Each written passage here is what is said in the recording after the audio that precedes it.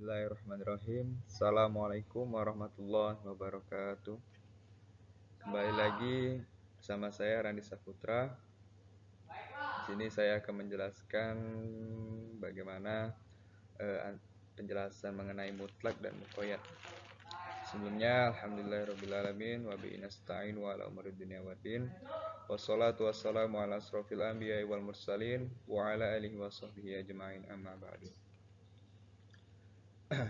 Sebelumnya telah dijelaskan bersama rekan saya mengenai dan khos dan taksis dan takyid. Dari sini saya akan menjelaskan bagaimana perbandingan antara mutlak dan muqayyad. Telah sama-sama kita lihat di sini terdapat PowerPoint mengenai mutlak, pengertian mutlak, yang mana mutlak itu adalah suatu lafaz yang tidak memiliki batasan yang meminimalisir makna lafaz itu. Atau bisa kita bilang makna mutlak itu adalah madallah alal mahiyah bila qaidin. Sesuatu ungkapan atau perkara yang tidak bisa terikat atau yang tidak terikat. Bisa kita bilang mutlak itu adalah bebas. Dalam definisi lain terdapat bahwasanya mutlak itu adalah suatu lafaz yang tidak memiliki batasan yang meminimalisir makna lafaz itu. Jadi dalam arti mutlak itu adalah bebas. Selanjutnya itu ada bentuk-bentuk mutlak. Mengenai bentuk-bentuk mutlak ini ada beberapa macam. Yang pertama itu adalah sasaran dan dua nas hukum itu adalah satu. Jadi hukum yang disebutkan adalah sama dan sebab yang menimbulkan hukum itu juga sama. Umpamanya dalam firman Allah dalam surah Al-Maidah ayat 5. A'udzubillahi minasyaitonirrajim. Bismillahirrahmanirrahim. Hurimat alaikumul maitatu waddama walahmul khinzir. Yang artinya di situ diharamkan atasmu memakan bangkai, darah dan daging babi. Atau kata-kata dam atau darah dalam ayat tersebut adalah mutlak, dalam arti tidak diikat oleh sifat atau syarat apapun. Selanjutnya dalam firman Allah pada surah Al-An'am, Qul la ajidu fima uhiya ilayya muharramun ala ta'imi yata'amuhu illa ayyakuna maitata au daman muskauhan au lahmal khinzir. Yang artinya, katakanlah aku tidak menemukan dalam wahyu yang diturunkan kepadaku tentang makanan diharamkan untuk dimakan kecuali bangkai, darah yang mengalir, dan daging babi.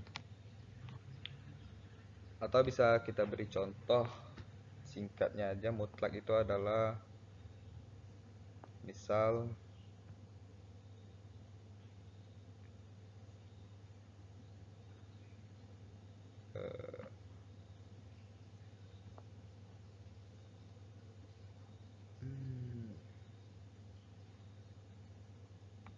contoh mutlak itu yang pertama itu adalah rojulun.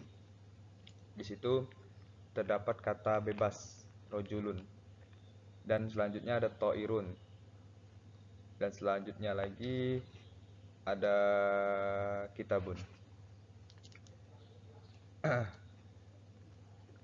Semisalnya dalam sebuah perintah, ada seseorang yang memerintahkan ud'u rojulan.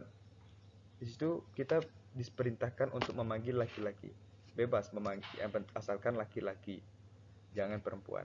Karena di situ adalah penjelasannya ud'u rojulan. Kata yang bebas kita panggil siapa saja asalkan laki-laki. Kemudian ada ta'irun.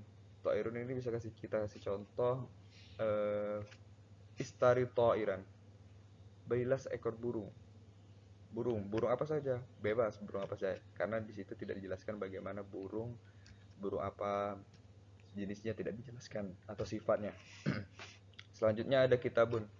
Di kitabun ini kita kasih contoh khuzi kitaban. Ambillah kitab, sebuah kitab, satu kitab. Khuzi kitaban. Kitab apa? Kitab bebas. Apa saja, karena di situ katanya masih mutlak. Dan selanjutnya ada bentuk-bentuk mutlak lagi. Yang kedua itu mengenai sebab yang menimbulkan hukum berbeda antara lafaz mutlak dan lafaz muqayyad. Di sini bentuk-bentuk mutlak dan muqayyad itu sama-sama saja. Namun, hukum yang terdapat dalam dua lafaz tersebut adalah sama. Umpamanya firman Allah dalam surah Al-Mujadalah, "Fatahriru raqabatin min qabla ayyatamassa." Lafaz raqabah yang menjelaskan kafarah zihar ini adalah dalam bentuk mutlak. Lafaz raqabah ini juga muncul dengan bentuk muqayyad dalam firman Allah surah An-Nisa ayat 91 yang membicarakan sanksi terhadap pembunuhan yang tidak disengaja. Man qatala mu'minan khata'an fatahriru raqabatum mu'minah. Lafaz raqabah dalam ayat ini diberi qayd yaitu dengan sifat mukminah.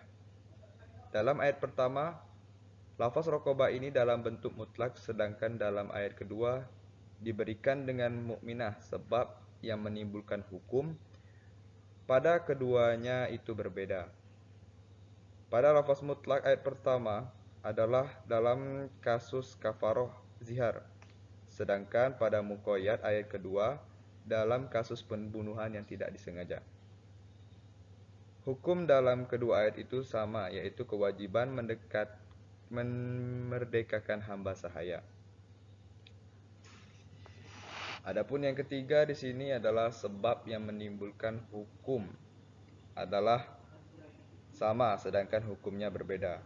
Umpamanya ayat yang menjelaskan tentang wudu dalam surah Al-Maidah ayat 6 yang berbunyi, "Ya ayyuhalladzina amanu idza kuntum ila sholati faghsilu wujuhakum wa aydiyakum ilal marafiq." Yang artinya di situ, hai orang-orang yang beriman, bila kamu akan melakukan sholat, basuhlah mukamu dan tanganmu sampai siku. Dalam ayat ini dijelaskan keharusan mencuci tangan sampai siku dalam bentuk muqayyad. Di samping itu ada pula firman Allah yang membicarakan tangan dalam yang ayat yang sama.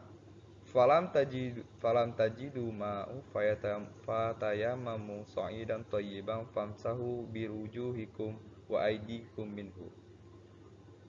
Bila kamu tidak menemukan air, bertayamumlah dengan tanah yang bersih, sapulah mukamu dan kedua tanganmu dengannya. Dalam ayat ini dijelaskan keharusan menyapukan tanah pada muka dan dua tangan. Kata tangan di sini tidak diikatkan kepada suatu sifat. Tangan dalam ayat ini adalah mutlak. Hukum dalam kedua ayat tersebut berbeda, yaitu pada yang mutlak adalah kewajiban menyapu, sedangkan pada yang muqayyad adalah kewajiban mencuci. Sebab dalam kedua ayat ini adalah sama, yaitu keharusan bersuci untuk mendirikan sholat. Selanjutnya ada pada penjelasan penunjukan mutlak.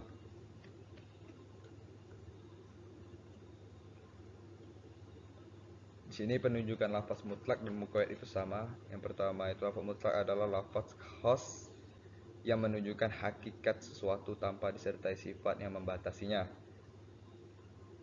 Yang pertama adalah jika dalam kedua nas disebutkan sebab dan mahkum yang sama, mahkum bih yang sama, maka lafaz yang mutlak diamalkan sesuai lafaz yang muqayyad.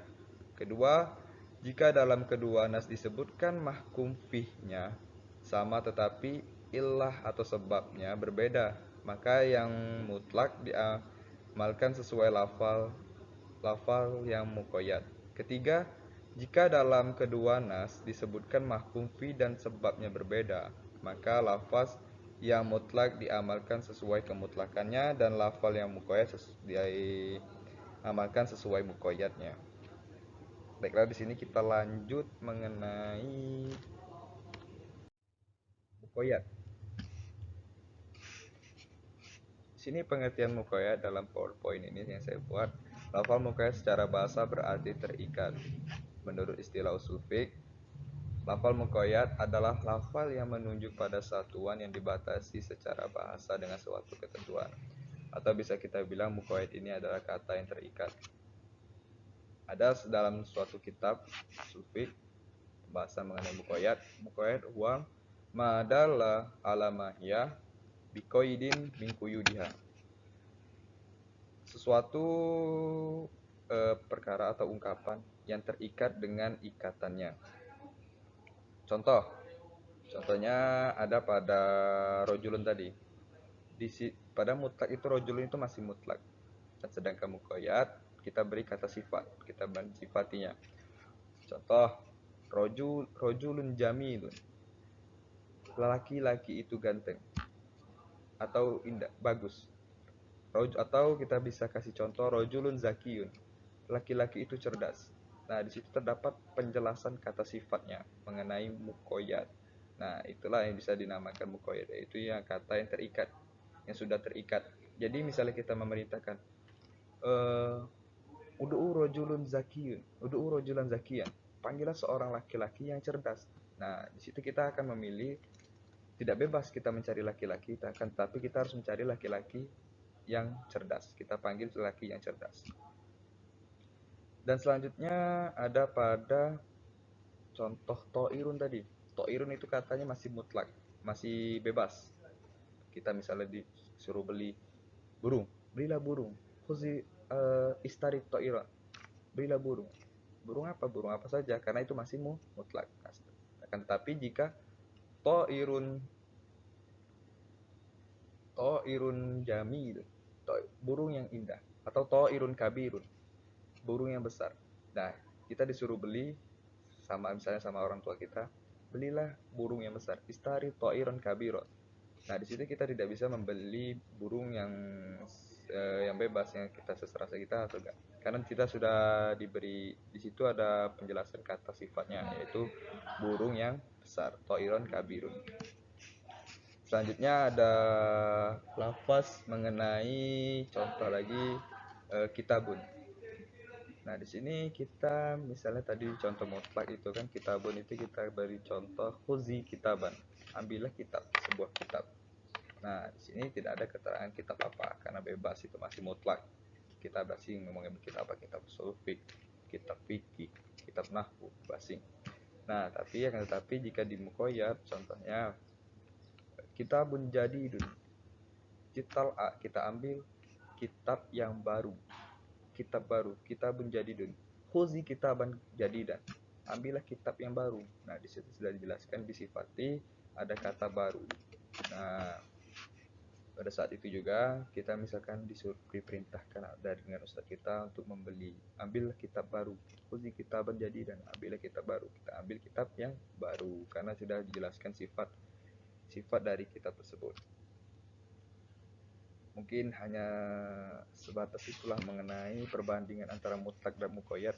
Contoh simpelnya mungkin mengenai dari tadi contohnya rojulun, mutlak itu adalah suatu madalah alal mahiyah bila qaidin, adalah sebuah ungkapan yang tidak terikat atau masih bebas.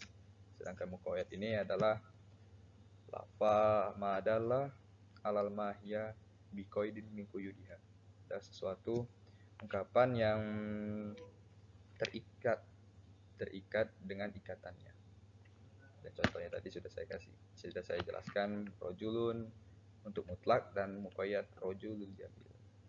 harus dijelaskan sifatnya. Mungkin itulah yang bisa saya sampaikan. Wabillahi taufiq wal hidayah. Wassalamualaikum warahmatullahi wabarakatuh.